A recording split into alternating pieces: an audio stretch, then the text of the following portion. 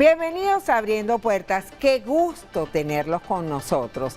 Hoy en este espacio de conversación queremos abrir el debate sobre un tema que nos duele y nos preocupa a todos, las migraciones venezolanas. Profundizaremos en las noticias más recientes que impactan a nuestros compatriotas en Estados Unidos y El Salvador, incluyendo el desgarrador caso de los 18 niños venezolanos que se encuentran separados de sus padres. Abriendo Puertas, ya comenzamos.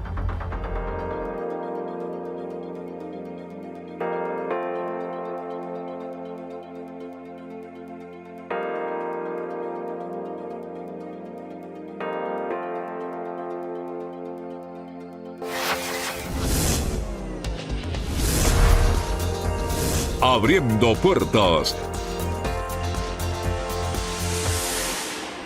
El tema de la migración nos afecta, nos importa, nos humaniza. El presidente Donald Trump no ha dado tregua cuando se trata de los migrantes, especialmente los venezolanos. Hoy en nuestra mesa de análisis ponemos la lupa en este punto y el tema es: migrar es un derecho universal. Nos acompañan expertos en la materia, a quienes les damos las gracias por estar aquí, aceptar nuestra invitación.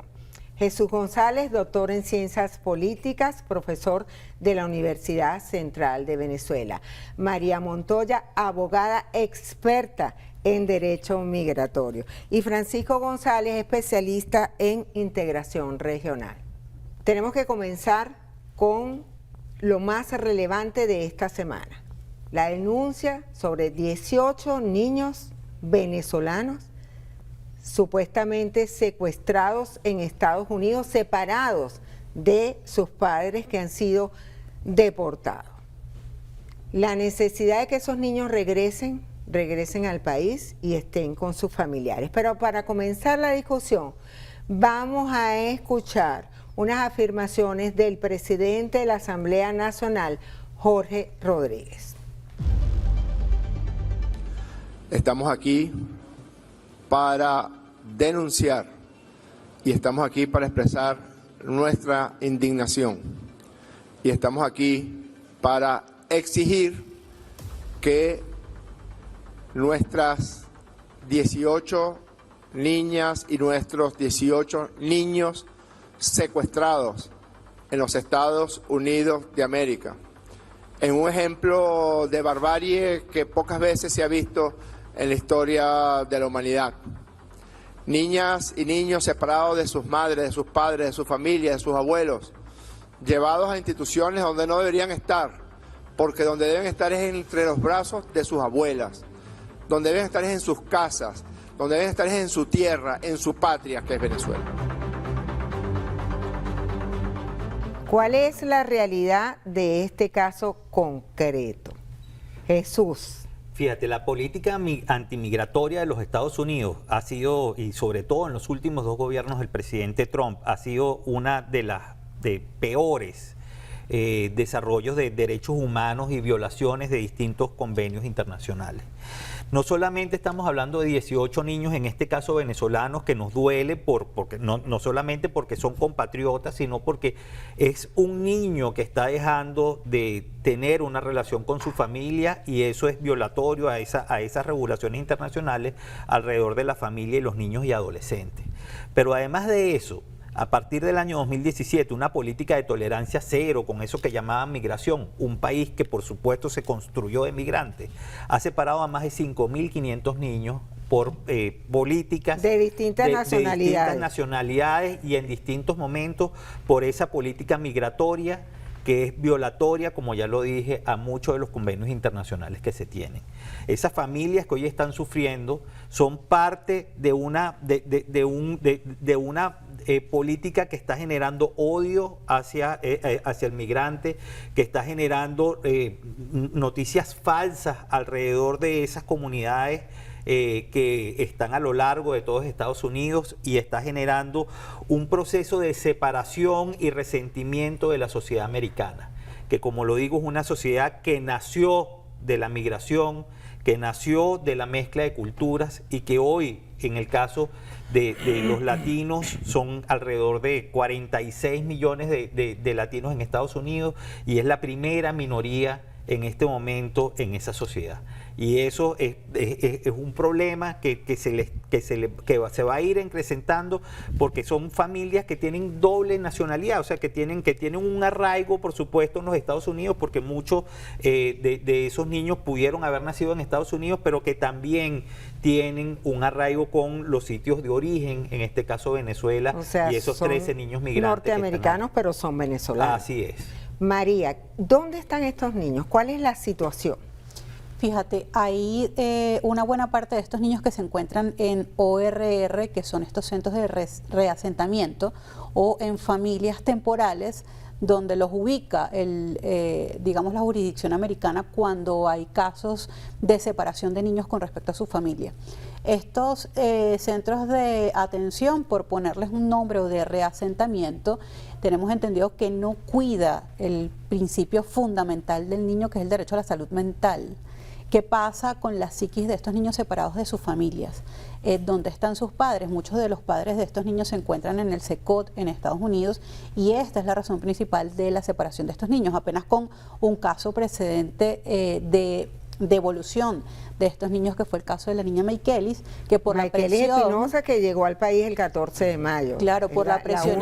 La única, y es el único precedente que tenemos por la presión internacional que se causó en torno a la devolución de esta niña a su país, o al país de sus padres. Como comentaba Jesús, ¿qué pasa con estos niños que, si bien nacieron en Venezuela, fueron llevados a Estados Unidos muy pequeños y que incluso hay niños que ni siquiera hablan en inglés, hablan solamente en español y los colocan en casas de reasentamiento donde ni siquiera su idioma nativo lo entienden o lo hablan? ¿Qué pasa con el cuidado y la protección de estos niños, el principio del interés superior del niño, porque no están con sus familias? ¿Cuál es la razón o la justificación legal para que estos niños permanezcan en Estados Unidos? De momento o hasta este día no tenemos ninguna justificación más que sus padres fueron deportados y si estos niños nacieron o no en territorio americano lo desconocemos, lo cual también es una contradicción porque el propio presidente Trump ha decidido a través de una orden ejecutiva eliminar o erradicar el ius solis. Entonces esto, por supuesto, representa una contradicción legal. Si usted quiere eliminar la nacionalidad por nacimiento a personas que no son hijos de ciudadanos americanos o por lo menos residentes permanentes, ¿por qué deja a estos niños en Estados Unidos en manos de personas que desconocemos? Francisco, ¿dónde quedan los principios, el derecho al niño, el derecho a los derechos humanos? Mira, todo esto, como bien lo dicen los colegas acá, han sido violentados. Es una violación masiva de derechos humanos. No solamente de los niños, ojo, de todas las personas que de alguna manera son distintos. Pues creo que Jesús lo comentaba un poco, ¿no? En Estados Unidos, para entender la situación actual, hay que retrotraernos a la campaña electoral. Es decir, una de las ofertas mayores que hacía Trump en esa campaña, sí, sobre todo en una de sus principales banderas. Es la bandera principal. Fue el hecho de, mira, con estas despectivas expresiones de limpiar casa, ¿no? Había que limpiar casa de un montón de gente que venían migrando, sobre todo de México, hay que decirlo también. Ojo, en términos de lo que son estadísticas, Venezuela va como en el quinto, sexto lugar de olas migratorias de Estados Unidos en los años recientes. Entonces, el primer puesto, ese número que hablaba acá el profesor, es México. Entonces, si bien cuando vemos esta truculenta situación que se dio allí en el SECO en El Salvador, también tiene que ver con un proyecto de Marco Rubio con el presidente Bukele de El Salvador para disparar un proyecto y por eso ponen a los venezolanos allí. Entonces, en esa campaña pues vendían el hecho de la migración, pero otra cosa que estaban planeando, que era el tema de criminalizar la migración. Entonces, cualquier persona que va de México, va de El Salvador. Se ha criminalizado la migración. Claro. Sí, cómo no. Sí. Cualquier persona que vaya de Colombia, de México, Venezuela o ucranianos, ha habido ucranianos allí, entonces son criminales.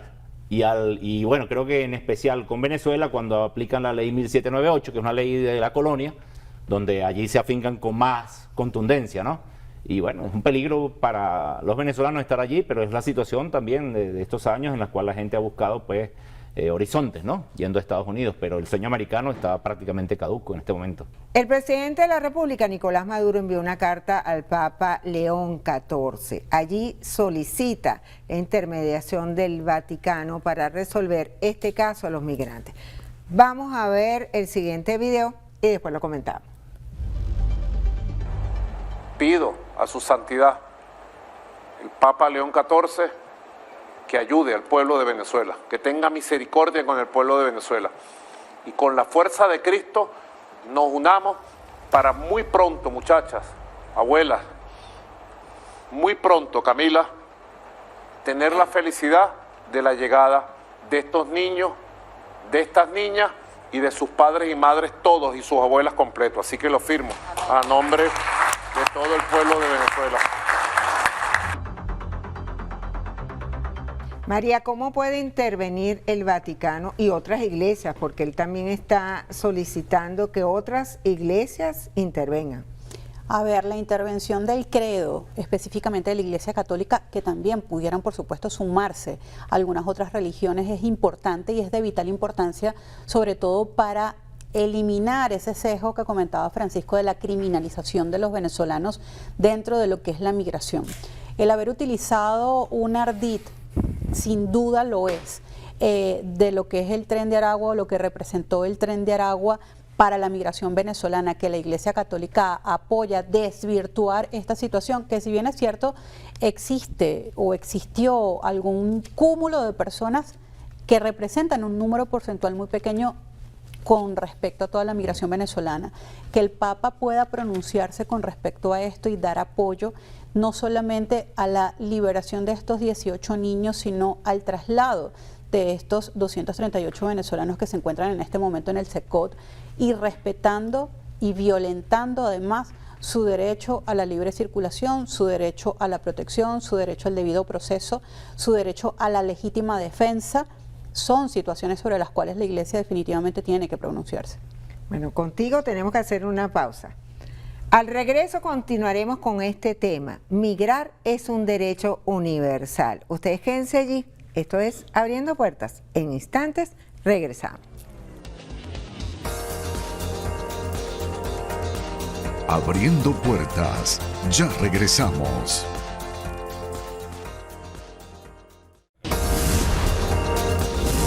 Abriendo Puertas.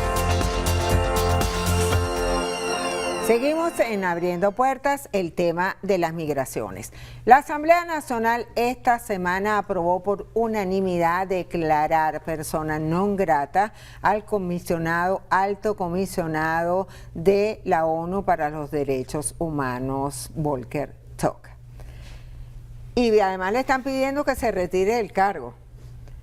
¿Qué consecuencias puede traer esta decisión de la Asamblea Nacional de Venezuela?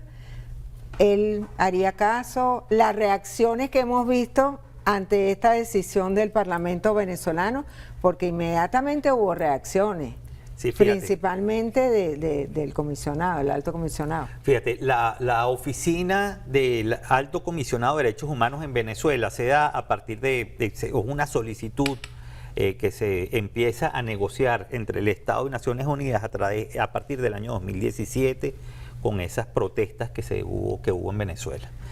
Y hubo denuncias por distintas vías de temas de ejecuciones policiales, etcétera, que han sido de alguna manera trabajadas por los organismos de derechos humanos en el país con el apoyo de Naciones Unidas. Ahora, si Venezuela fuera un país normal, esa oficina no estaría aquí. O sea que hay algunos cuestionamientos sobre los temas de derechos humanos. Pero lo más importante de ese tema específicamente es que esa oficina, como el resto de organismos de Naciones Unidas, como la Oficina Internacional de Migración, etcétera, deberían estar trabajando un tema tan complejo como el tema de la migración hoy en el caso de los Estados Unidos, y no solamente en los Estados Unidos, sino también en Europa y en otros países donde se están dando violaciones de derechos humanos en esta dirección. El caso de Venezuela, estamos hablando, vamos a ponerlo en números, son más de 550.000 personas que hoy pudieran estar con situación de violación, de debilidad en su estatus migratorio de acuerdo a las últimas legislaciones que están intentando imponer en Estados Unidos. Es decir, es grande, es un número enorme de personas que están en esta situación. Y la negociación es parte de lo que se necesita en este momento. Que se haya solicitado la presencia, la ayuda de la Iglesia a través del Papa es importante, pero mucho más importante es que las partes, que los estados que hoy están en esta situación trabajen de manera coordinada por el bienestar de la familia, que de esas 520.000, 530.000 personas que están en esa situación de vulnerabilidad. Y eso es importante entenderlo, que en estas condiciones de precariedad la negociación es fundamental. Francisco, ¿por qué consideras que el alto comisionado todavía no se ha pronunciado? ¿Solamente se pronunció en rechazo a esta decisión de la Asamblea Nacional que lo declara persona non grata? Claro, mira, lamentablemente hemos visto en los últimos años esta oficina del alto comisionado, la cual se ha venido politizando. Antes de este señor Tork, antes estaba Michelle Bachelet, y pasaba algo similar, pues se llevaban causas allí sobre el tema también de sanciones con respecto a Venezuela, pero no le hacían caso, nada de eso. Entonces se ha venido politizando y utilizándolos de tarima. Ahora, bueno, quizá Bachelet está aspirando a la Organización de Naciones Unidas, ¿no? En este momento yo creo que cuando se va a ese espacio, se va justamente para tratar de hablar del tema de derechos humanos, ¿no? Como bien lo decía Jesús. Sin embargo, pues esta situación ha venido también o va enmarcada en la lógica de la ONU con respecto a las ONGs. Entonces las ONGs tienen mucha incidencia en la lógica de la ONU. Si bien es un organismo intergubernamental para los estados después del 45, en la Segunda Guerra Mundial, lo cierto es que ha perdido mucha relevancia porque las ONGs han pasado a tener mucha preponderancia allí. Y esas ONGs tienen vocerías, tienen mucho dinero, manejan muchos intereses de partidos solapados tras bastidores, y cuando van allí van politizados. Entonces este señor prácticamente está politizado hacia una parte. Y bueno, se estaba debatiendo un tema ahí de derechos humanos. ¿Hacia qué parte está en el caso venezolano, en particular, siempre son antigobierno, siempre. Entonces, en este momento, más que escuchar, como bien lo hablaba Jesús, el tema como tal de estos casos particulares de la violación masiva de derechos humanos de los venezolanos, lo que se van es a discusiones de las protestas estas que había en el 2014 o en el 17 y no los problemas actuales que son necesarios resolver en este momento para Venezuela y para toda Latinoamérica y el mundo, ¿no? Un grupo de familiares de venezolanos que fueron deportados a El Salvador, 252, entiendo que es la cifra, se encuentran en estos momentos en Ginebra, Suiza, tratando de ver si pueden conversar con el alto comisionado de la ONU. Nosotros hicimos un contacto con una madre de Carlos Cañizales, que se encuentra en El Salvador, Jetsi Aldana, y vamos a ver parte de lo que ella nos dice. Hola Margarita, gusto en saludarte. Por aquí desde Ginebra, Suiza, te habla Jetsi Arteaga, la mamá de Carlos Cañizales y miembro del Comité de Defensa de los 252 venezolanos secuestrados en El Salvador. Estamos pidiéndole al alto comisionado que por favor ponga a funcionar las leyes de los derechos humanos, que ya nosotras de verdad esta angustia no la aguantamos más. De verdad, de corazón les digo, es totalmente difícil, es doloroso ver pasar los días y nosotros sin saber de nuestros muchachos, porque se supone que cuando hay crimen, las madres o los chamos son criminales, las madres psicológicamente no es que están resignadas, pero se esperan a un golpe tan duro como este, pero esos chamos se los llevaron para la cárcel del Seco y no tienen ningún tipo de antecedentes penales, todos son inocentes. Bueno, y si alguno lo es, tiene alguna culpabilidad, que la pague en su país natal, porque ellos están allá en El Salvador sin ningún tipo de defensa, no tienen derecho a un abogado, no tienen derecho a una llamada con sus familiares. Y bueno, Margarita, ¿qué te puedo contar? Esto es algo tan difícil que, bueno, sinceramente el que es padre o madre, o sin necesidad de eso, solamente tener un poco de empatía, entendería lo que estamos pasando. 115 días llevan allí en El Salvador. Pero lo importante de este caso es que todavía no han podido acceder a la defensa. Fíjate María. una cosa, el tema, vamos a hacer un pequeño recuento en esto.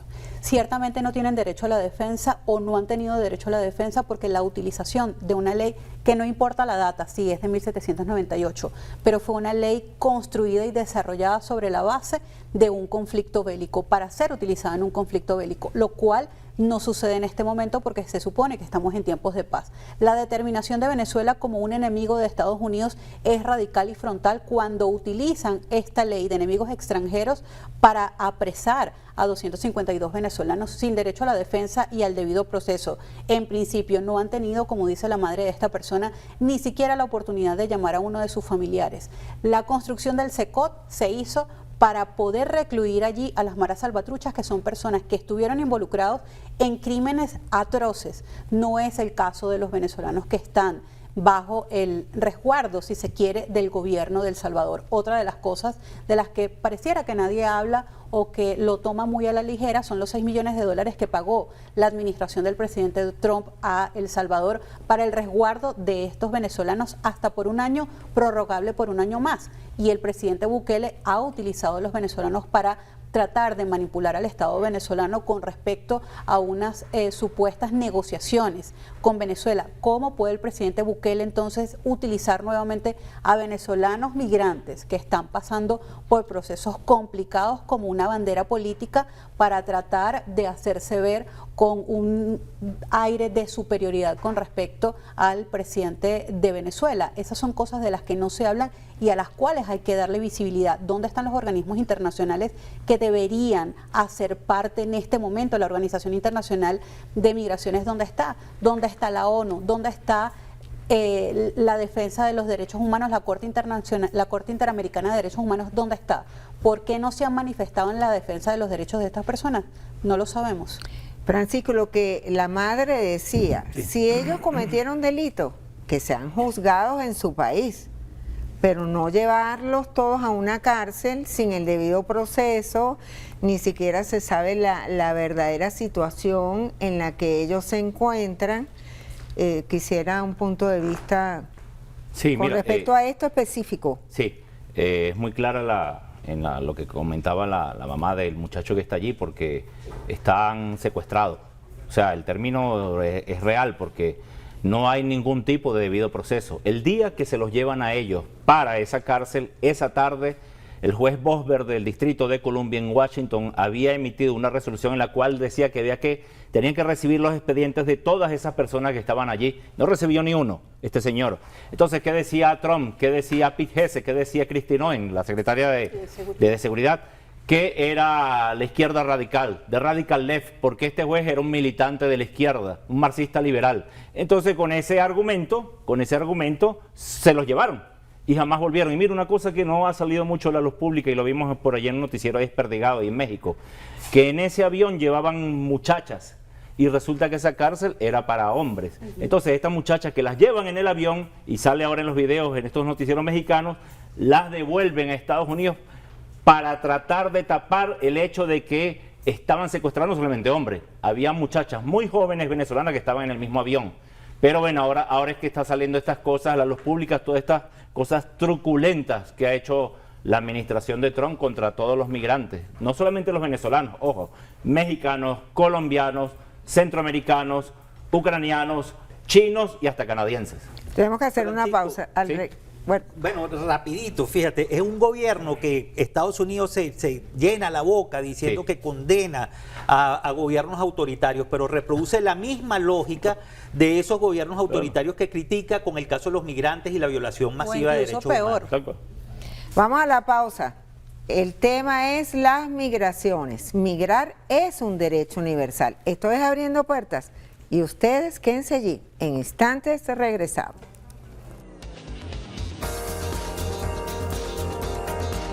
Abriendo Puertas, ya regresamos.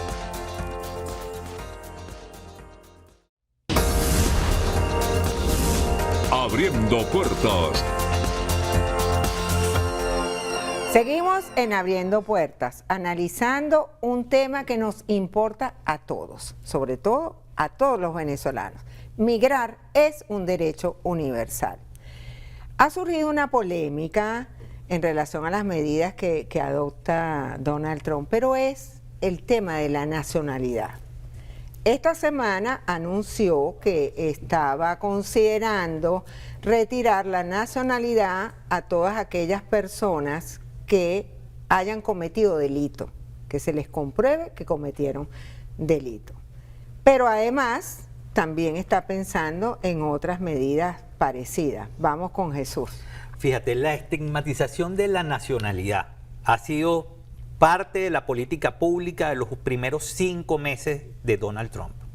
Que una persona tenga un tatuaje no significa que esa persona sea un delincuente. Que una persona tenga una nacionalidad de origen no significa que esa persona sea delincuente. El sistema político americano y el sistema jurídico institucional americano está seriamente afectado en estos últimos 5 meses. Decisiones de tribunales que han impedido que se lleve gente a El Salvador, por ejemplo, y el presidente ha hecho lo que le provoca, por decirlo menos, violando órdenes de tribunales americanos. Y esto ha sido parte de una forma de hacer política que intenta atropellar a grandes sectores vulnerables de la sociedad americana. Ya vimos hace menos de un mes, más de 2.000 ciudades salieron a marchar porque el pueblo americano sabe que la migración ha sido parte de su desarrollo cultural y la migración de los latinos ha sido una integración importante dentro de la sociedad americana. Que ha traído como consecuencia las redadas. Así es, pero fíjate, estamos hablando de que en el caso de los venezolanos, por ejemplo, venezolanos de toda la cantidad de migrantes que hay, estamos hablando que es menos del 0,05% de personas que han cometido delitos. La población migrante venezolana es la que de mayor capacidad académica hoy en los Estados Unidos, aporta más de 4.700 millones de dólares en impuestos anualmente. Son sociedades que han comprado casas, que trabajan en temas de impuestos, que compran vehículos, que generan empleo, que dan trabajo, y intentar de alguna manera estigmatizar a ese migrante, que es la gran mayoría, la inmensa mayoría, que trabaja de manera positiva en los Estados Unidos, es parte de un discurso de odio que se está intentando llevar desde la presidencia del presidente Trump. María, Fíjate. caso de retirar la nacionalidad. Sí. Primero, la primera notificación del presidente Trump con respecto al tema de la nacionalidad americana, de otorgarla o no a migrantes, 20 de enero, primera orden ejecutiva, donde él, por motus propio, determinó la eliminación del ius soli, que es el derecho a la nacionalidad americana por nacimiento en ese territorio, lo cual tuvo bastante congestión legal y fue revocado porque sería no solamente autoritario, sino en contra de la enmienda 14ª de la Constitución americana, que prevé la nacionalidad por nacimiento, y esto tiene más de 100 años puesto en marcha, porque bien data desde la época de la esclavitud, y desde ese momento hasta hoy había sido mantenido y respetado de esa forma. Ahora bien, los dichos del presidente Trump de esta semana, donde él dice, insinúa o apenas muestra, por decirlo menos, que él pudiera revocar la nacionalidad a personas que hayan cometido delitos. ¿Lo puede hacer? Sí. Ahora bien, ¿cómo? ¿Cuándo lo puede hacer? Puede intentar algunos procesos por la vía civil de la revocatoria o la desnaturalización de algunas personas que hubieran cometido delitos en materia fiscal, delitos de narcotráfico, trata de personas, delitos de guerra, o que sean por lo menos personas que estén dentro de... ¿Y si los califica como criminales? No necesariamente, porque criminal es un espectro muy amplio, por eso estoy comentando los delitos específicos por los cuales podría haber desnaturalización, llamado esto a quitarles la nacionalidad. ¿Pudiera hacerlo? Sí. Ahora bien, ético y legal, va a enfrentar el presidente Trump o su administración bastantes problemas con respecto a la imposición de esta medida, porque hay muchísimas organizaciones pro migrantes, si hablamos específicamente de los migrantes, y además recordemos que el sistema de justicia americano está elaborado o construido sobre las bases de la demanda. Cualquier persona puede demandar, incluso al Estado, y ganar. Entonces, sobre esto habría que esperar sobre la marcha qué va a pasar. Sin embargo, también sabemos que el presidente Trump no dice las cosas por decirlo, sino que lo que él dice lo hace. Y hasta este momento lo estamos viendo. Francisco. Mira, hay una colisión de poderes en este momento en Estados Unidos. Y eso se ve desde cuando comentábamos hace rato, cuando aquel juez que declaró que volvieran al avión donde estaban los venezolanos que iban a El Salvador y no lo hicieron. A partir de allí comenzó esa diatriba. El juez John Roberts, que es el presidente de la Corte Suprema, había dicho que estaba en contra de esos pronunciamientos de Trump contra este juez. Sin embargo, sobre esta medida, ahora la mayoría de la Corte sí le dio luz verde a Trump para decidir sobre eso. Entonces ya hemos visto cómo este movimiento MAGA, el movimiento Make America Great Again, ha permeado, como decía el profesor hace rato, ¿no? Ha penetrado en las estructuras de poder en Estados Unidos. No solamente en el Congreso, en la Cámara Alta y la Cámara Baja, sino ahora también en el Poder Judicial. Es una guerra civil no declarada internamente entre los poderes y Donald Trump está a la cabeza con su gabinete en este momento y por eso vemos estas estructuras, estas peleas y estas violaciones masivas de derechos humanos porque no hay control del sistema o los contrapesos de poderes están difusos en este momento en Estados Unidos. Me quedo allí contigo. No sé si tú querías hacer algún comentario, María. Fíjate que tomando lo que Francisco dice, pocos votos salvados. Claro. Y la mayoría de los votos a favor de las decisiones del presidente Trump, que lo que nos muestra pareciera que hay un sesgo a favor de lo que dice el presidente Trump. ¿Dónde está la naturalización del derecho a el nacimiento o tener la nacionalidad por nacimiento, el derecho a la debida defensa, el derecho al debido proceso? Este tipo de cosas han sido execradas cuando las decisiones son votos a favor con mayoría con respecto a las cosas que dice el presidente Trump. Surge una nueva polémica migratoria de Trump y es la inauguración de Alligator Alcatraz en el estado de Florida. Es una especie de cárcel para migrantes de máxima seguridad y el símbolo es un cocodrilo. Fíjate que o sea, ya no lo van a llevar a El Salvador, sino lo dejarían en Estados Unidos. Fíjate, el ver específicamente cómo un presidente utiliza alguna ruta pseudoinstitucional para intentar de alguna manera estigmatizar a los migrantes es preocupante. Es un presidente que, de acuerdo a los estudios de New York Times, en su primer gobierno, por ejemplo, dijo 30.000 mentiras públicas. O sea, la mitomanía es parte de su discurso. Y no solamente ha mentido con respecto a esos migrantes, que en su gran mayoría son personas de bien, sino que ahora intenta de alguna manera sembrar esa política de miedo con esta cárcel en los Everglades de Estados Unidos. Y eso en serio es preocupante porque la institucionalidad se está fragmentando. Y ese ciudadano que hoy está en Estados Unidos, que probablemente vea este programa, tiene que de alguna manera levantar la voz, porque ese venezolano que puede estar en esa cárcel a partir de mañana probablemente es familia de algunos de los que estemos nosotros aquí sentados, porque mucha de la familia venezolana tiene familiares en Estados Unidos que son en este momento posibles víctimas de esa violación masiva de derechos humanos y de la legislación internacional, como el Pacto Interamericano de Derechos Humanos, como la violación de esa separación de familias de manera ilegal, como se ha venido haciendo durante los últimos meses. María.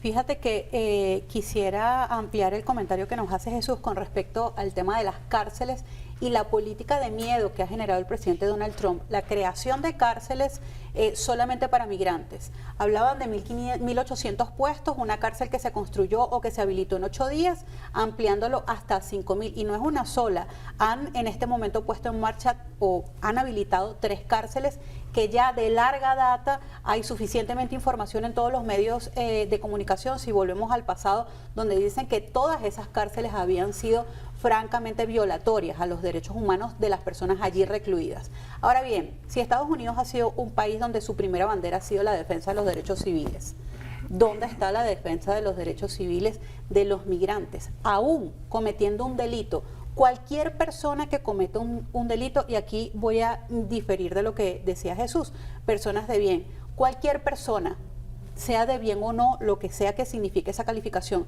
toda persona tiene derecho a la debida defensa y al debido proceso, indistintamente del delito que haya cometido. Y en este caso estamos hablando de personas que no hay una prueba fehaciente de que hayan cometido delitos. Son políticas de terror psicológico. Los migrantes en este momento no salen de sus casas por miedo a ser detenidos por las migraciones y que los envíen a ese alligator Alcatraz, donde no saben qué va a suceder con sus vidas. Francisco. Mira, este equipo político que controla en este momento Estados Unidos, ¿sí?, un país potencia, obviamente, de influencia mundial, necesita el sensacionalismo. Y esta cárcel no es más, bueno, lo vimos en las redes de la Casa Blanca, donde ponían el caimán con la gorra del ICE, ¿no? Entonces, venían de la guerra tratando de salvar al mundo, ¿no? Tratando de tener el premio Nobel Donald Trump por allá. No le fue muy bien, ¿sí? El tema de Irán, Israel, y ahora vuelve a casa. Entonces, el centro de atención vuelve a estar dentro de Estados Unidos. Y por eso lanzan este proyecto, ¿no? Como bien dice María, en pocos días, 5 o 8 días, pero salió gente a protestar. Eso no lo vimos en las redes, lo vimos en las redes, no lo vimos en los medios oficiales.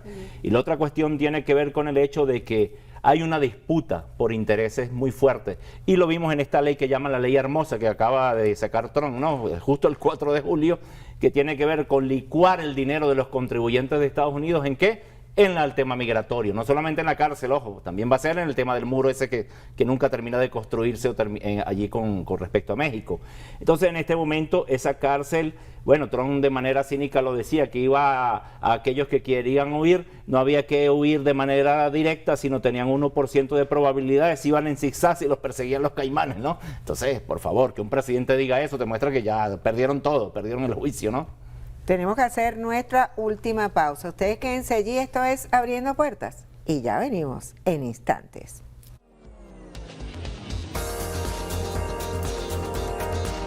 Abriendo Puertas, ya regresamos.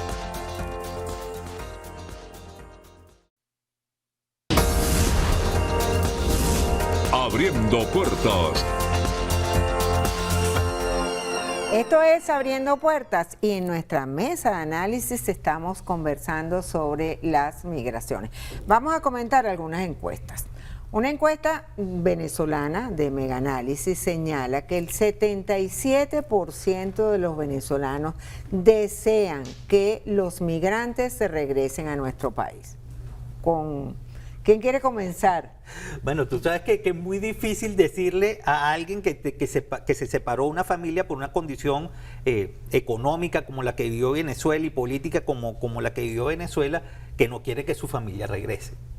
Yo creo que más bien se queda corta, porque uno que cuando la familia se separa, uno pudiera decir, mira, que el 100% de las personas vengan. Y eso significa dar condiciones en el país para que ese retorno sea legal, seguro, que Venezuela tenga condiciones económicas, y eso pasa por la revisión de un proceso de negociación más amplio que tiene que ver, entre otras cosas, con temas como sanciones, con temas como las libertades económicas, con temas como las libertades políticas y la confianza institucional.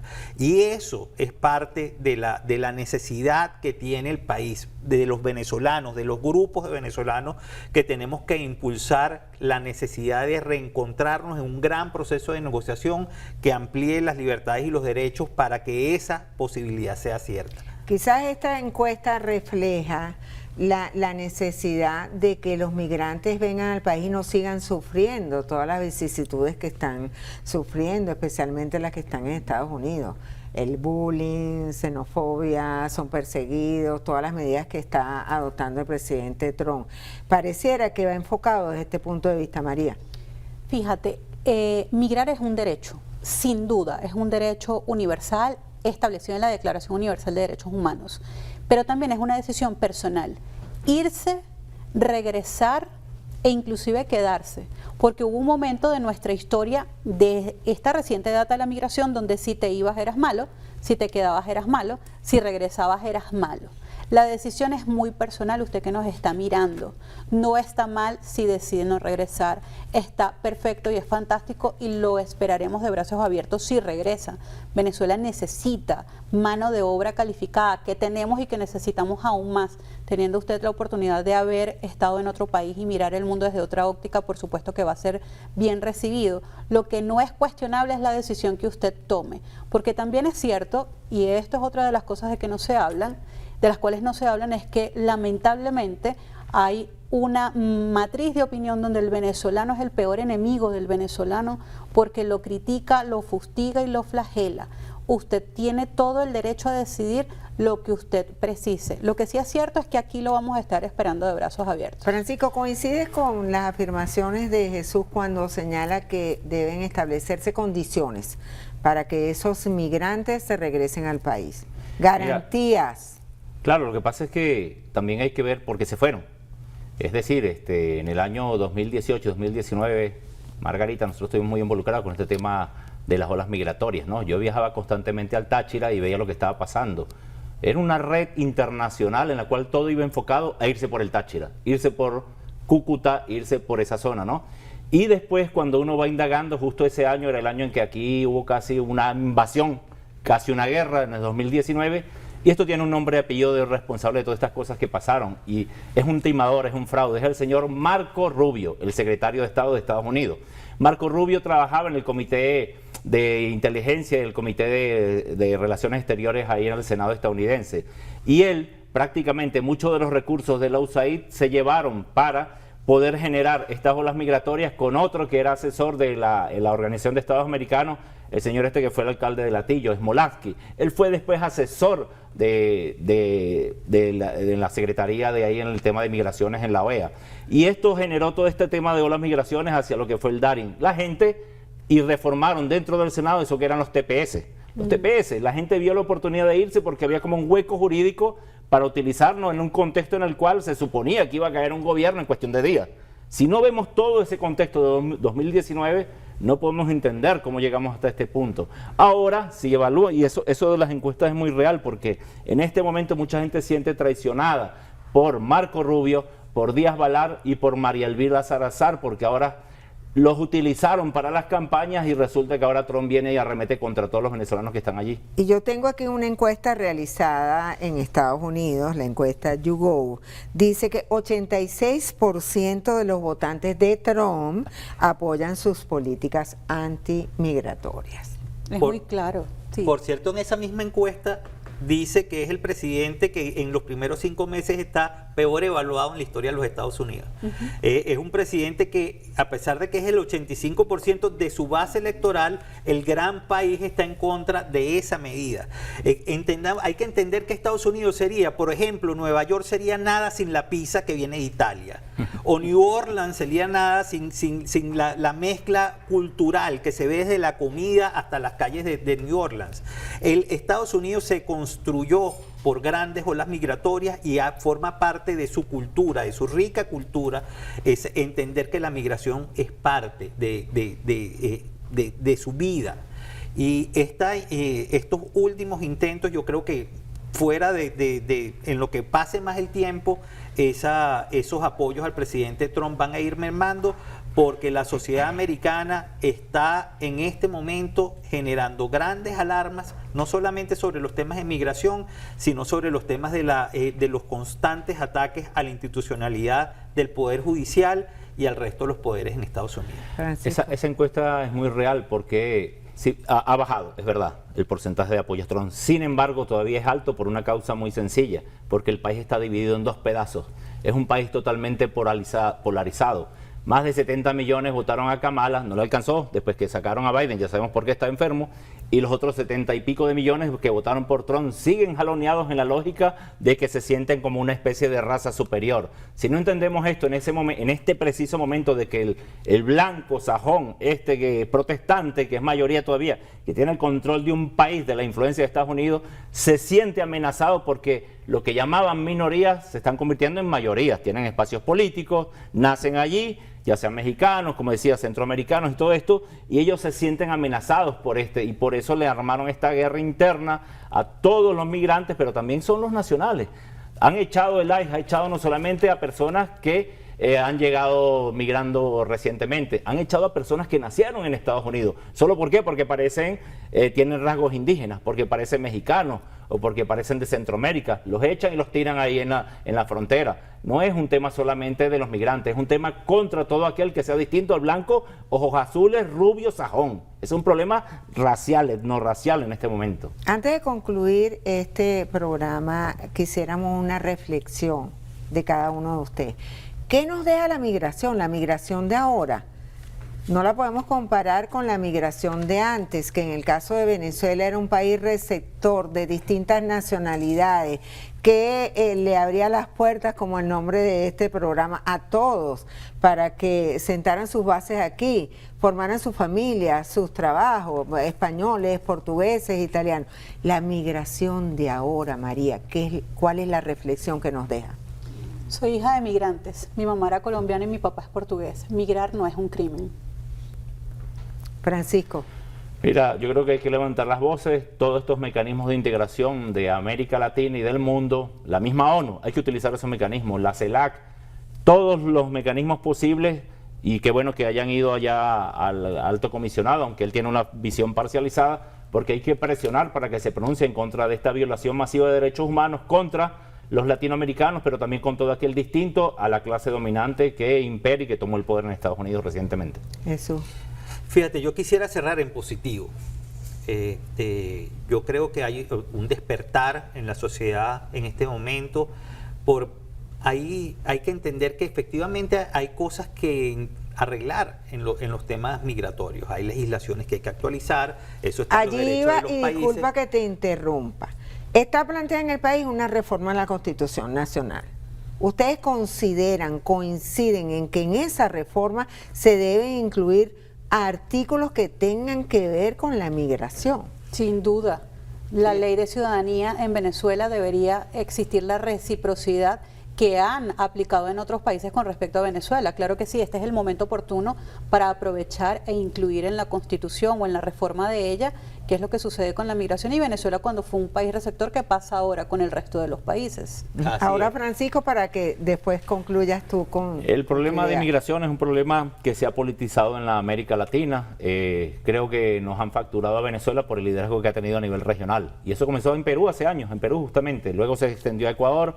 Y también, ojo, está comenzando un proceso similar en este momento en Argentina, con las políticas de Milei contra los venezolanos. Muy parecido a lo que está pasando allí en Estados Unidos. Así que no nos extrañemos pronto de que van a hacer cárceles Milei allá para el Antártico, qué sé yo, por allá, en el Polo Sur, para llevar a gente de migrantes en Estados Unidos, sobre todo los venezolanos. Pero es una cuestión política, ya claro. lo de Milei, lo de Argentina contra Venezuela, porque no hay relaciones diplomáticas. Son precarias, es la verdad, son precarias, pero esto tiene que ver con el tema de los movimientos ideológicos en la región.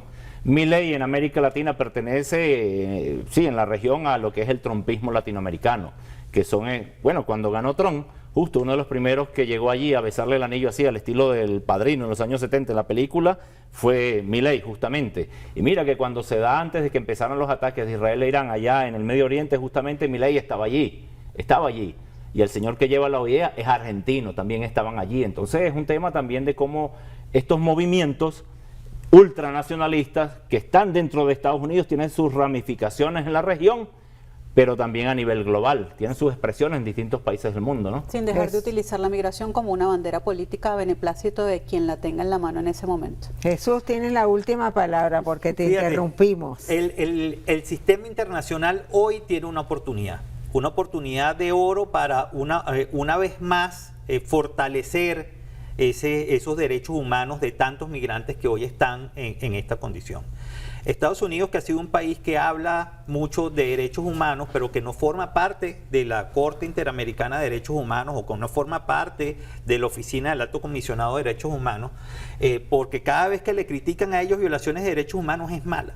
Y resulta que, bueno, que cualquier violación de derechos humanos venga de donde venga, tiene que ser parte de un proceso reflexivo del sistema interamericano o del sistema internacional en términos generales. Hay que ver esto como una oportunidad para fortalecer esos pactos alrededor de migrantes, hay que ver esto como una oportunidad para adecuar las legislaciones nacionales, hay que ver esto como una oportunidad para el sistema internacional de justicia levante la voz y ponga un freno a esto que está pasando, pero también es una oportunidad para el venezolano de reflexionar la necesidad y la oportunidad de buscar mecanismos negociados a los grandes problemas que hoy tenemos. Hoy eso que le está pasando a la familia toca de manera directa a mucha de la familia venezolana. Todos tenemos de alguna manera algún migrante dentro de nuestro grupo familiar y lo que está pasando nos debe llamar la atención y reflexionar de manera positiva cómo podemos contribuir para minimizar los grandes impactos